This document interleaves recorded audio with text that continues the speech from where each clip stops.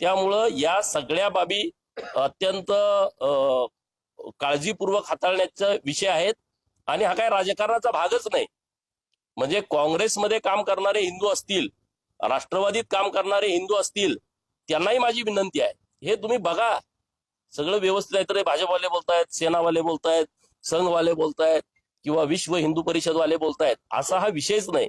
हे विषय पूर्णपणे वेगळ्या स्वरूपाचा आहे, वेगळ्या पद्धतीचा आहे आणि त्या सगळ्या गोष्टीकडे सगळ्यांनी लक्ष द्यावं अशी विनंती। राज्यभरात जेवढ्या आयटी सेक्टर आहेत, कंपन्या आहेत, त्यांची सुद्धा सखोल चौकशी व्हावी। नाही, सगळ्यांची चौकशी करायची आवश्यकता आहे ना। माहिती तर सगळी डिटेल पाहिजे आपल्याकडं, प्रशासनाकडे कोण अधिकारी आहेत आणि हे कोण करू शकतं, ज्यांच्याकडे पॉवर आहेत, ज्यांच्याकडे अधिकार आहेत, त्या पोस्टवरचाच माणूस अशा पद्धतीचं काम करू शकतो।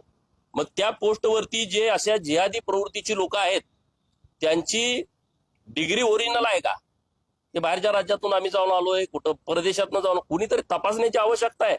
हे सगळं नीटपणे त्यांच्या डिग्र्या नेमक्या कुठल्या आहेत, त्या ओरिजिनल आहेत का, कुणी बघतं यामध्ये।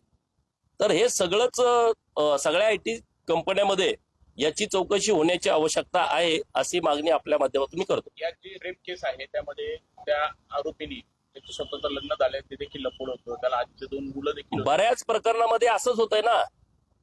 आता परवा एक प्रकरण सोलापूर जिल्ह्यामध्ये घडलं, नातेपुतेला त्यानं दक्ष नाव त्या मुलीला सांगितलं, दक्ष। आता ती मुलगी त्याच्या संपर्कात आली, लग्नापर्यंतची बोलणी झाली, परत तिने त्याचं पूर्ण ऍड्रेस वगैरे घेतला, तिचे चुलते गेले त्या गावामध्ये, अहिल्यानगर जिल्ह्यामधलं गावाचं नाव सांगितलं, म्हणजे असा माणूसच आमच्या गावात कुणी नाही।